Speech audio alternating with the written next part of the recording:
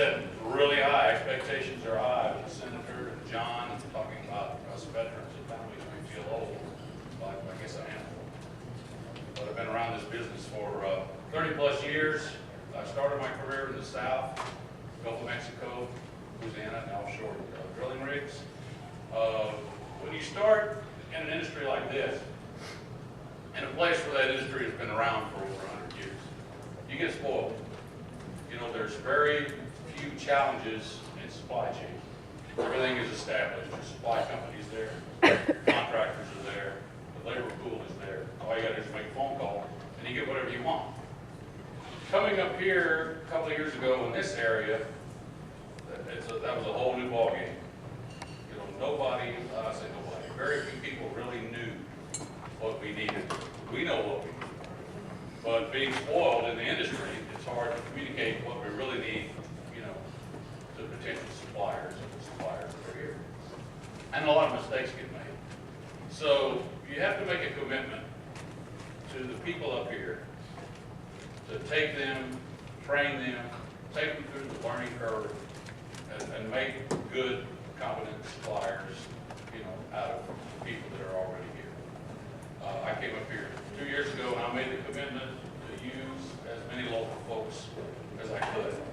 And that means you have to be patient, because in the oil field and the gas field, the saying is, I needed it yesterday. And we literally need it yesterday. We work in a very expensive, cost-conscious industry. What we do costs a lot of money. We try to get it done as fast as we can, as safe as we can, get the product out of the ground as soon as we can, and get it to market, so we can get the return on our investment. Our investment up here is tremendous, and it takes a lot of money to keep this going. So that turnaround, that cash flow is very crucial for this business. So that's why when you become familiar with this industry, it's a very rush. You know, as opposed to building a highway, which seemingly takes forever. It costs a lot of money to do, but it takes forever to do it. In the gas industry, it doesn't take a long time. I mean, we drill a well in 15 days. And you know, talking about the drilling rigs, I don't deal with the drilling rigs in the gathering lines section, but it's all about the drilling rigs, and rightly so, because that's the most expensive phase of our operation. We don't want to do anything that's going to hamper that drilling rig in any way. We want to get it on one well to the next, get it drilled, and ultimately get it out of here. Put the pipelines in, the gathering lines in, as an extension of that well bore. You know, they drill a well, you know, 5,000 to 8,000 feet deep, and we can go out and lay a 30,000 foot line to get this product to market. Well, not too many people consider, you know, the challenges of getting that pipeline in, as opposed to the challenges of getting the well. Like I said, it's all about the well. That's what it should be. But we have challenges in the pipeline, the gathering sections as well, and probably a little bit more to overcome than in the drilling part. I work for WPX. We've been up here since '09. I've been up here, like I said, for 2 years.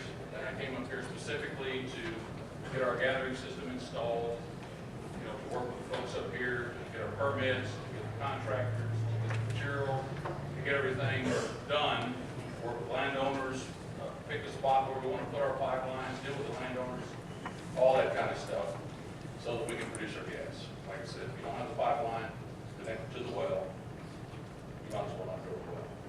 So you can see that there are challenges associated with that too. What we do, oil and gas, natural gas production. We are the 10th largest gas producer. I've got a map in here somewhere. You can see where we operate. Marcellus Shale, San Juan Basin, Piceance Creek, Colorado, Powder River in Wyoming, and the Bakken Shale up in North Dakota. I've worked in Piceance Creek in Colorado, not for WPX, but for ExxonMobil. And they have challenges up there as well, as you can imagine, working in Colorado. But I can tell you this, working in Pennsylvania is every bit as challenging as working in the Rockies. Now, I don't know why they call them the Rockies, I would call them the Muddies, because it's muddy as hell up there. You know, just equally as bad here, you know, when you get that spring thaw. So, we found, when we first came up here, that there were several people wanting and willing to do business with us. Like I said, we made a commitment to use as many local folks as we can. I think about the economic impact that we have. It's not completely sure. You know, we're going to be spending several $1 million up here. My budget for this year was in the neighborhood of $40 million. But individual economic impact, I'd like to talk about a guy by the name of Michael Bloomer from New Milford. He came to work for me as a yard man. I call him a yard dog, somebody that just chase cars, keep the yard cleaned up, keep track of all the material in the yard. And he got the opportunity to go to work for the survey company that we were using. Now he's a party chief, and he's in that $60,000 to $80,000 a year range. You know, he went from a minimum wage worker a little over a year ago to making that kind of money, and that's pretty incredible.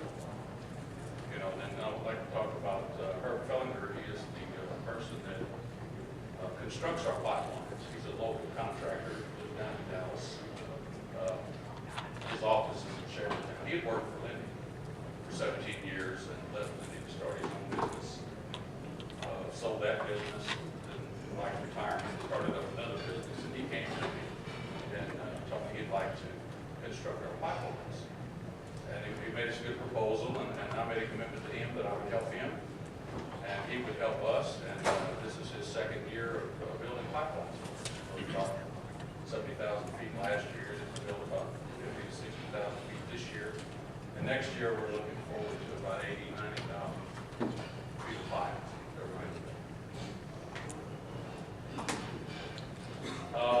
We are 1,200 employees nationwide. I don't know who these people are, but I assume they work for WPX. And I like to think about my chief inspector, Lee Roberts. He lives down in Waverly. You know, he rents a house down there. He brought his family up here. He pays $1,800 a month rent. He's bought 2 new vehicles since he's been here. He just bought a new Ranger side-by-side yesterday. He's having a big economic impact on this. He's spending his money. He makes a lot of money. He's spending it. Hired a fellow by the name of Darren DeRose. He lives in Binghamton, but he owns property in Susquehanna. In fact, we just turned on a well today that he's participating in the unit, so he's pretty happy about that. He's an inspector. He has a pretty good economic impact on this community. And people like that, you know, there's Ray Stratus is from the Dallas area. He's a pipeline superintendent. He's got a 4-year-old daughter named Sophie. You know, he's happy that we're up here. Just all kinds of folks. We have the majority of the people that we do business with are from here. About the only company that's not is our X-ray company that X-rays our wells. We're working on that. We're talking about economic impact and what we can do to help and further our business endeavors with local people, and education is a big part of that. You know, it would be good if there was a school available that taught this X-ray business, you know, how to X-ray pipelines in this area. It's not exactly the same as X-raying broken bones. Use different radiation sources. It's not that it's without risk, but it's a very highly regulated industry, and is very, very necessary to our business. We X-ray 100% of the wells that we make, just to make sure that the quality is there and this thing's not going to blow up. You know, we use high quality pipe. Bill's going to talk about that later, I'm sure, about the type of challenges we have getting the types of material that we need, that we're required to use. $5.8 million in payroll. That's just with the company folks in Pennsylvania here and in Westmoreland County. 125 million capital 2013. I said 40 million of that is mine, or was. About half of it is gone. Operations on 114,000 net acres, and that includes Westmoreland County. The majority of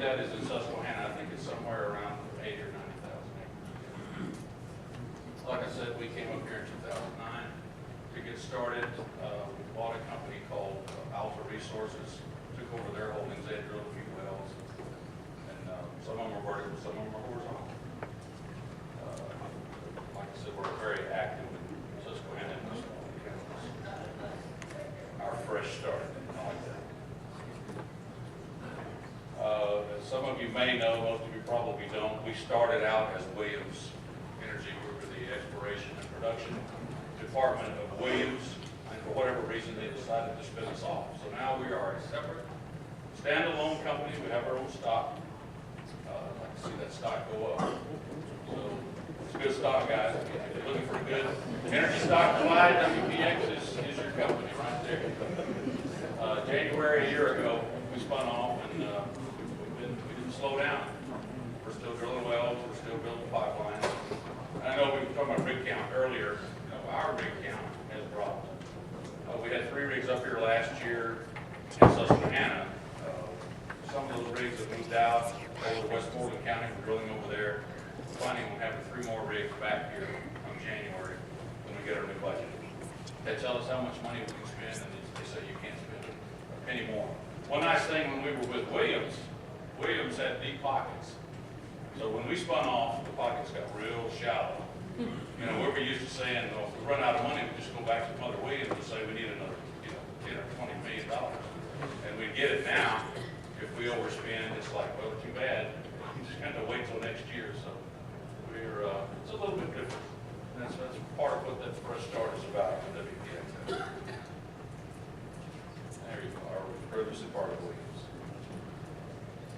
Our company values: we are inspired, involved, determined, disciplined, committed, and connected.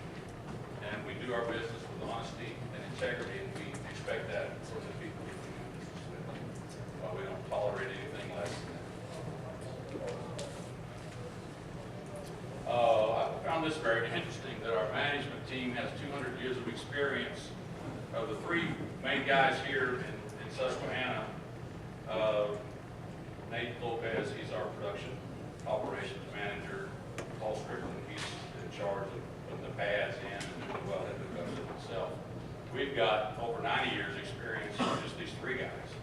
I don't know how many senior managers they had put together to go over 200 years.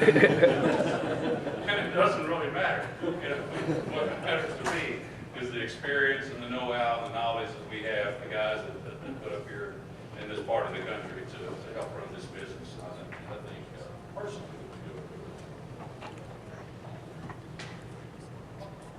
do it. New era has begun. I'm going to wrap that up, but I'll be glad later on to take any of your questions. It's a pleasure being here. It's a pleasure and a privilege to be able to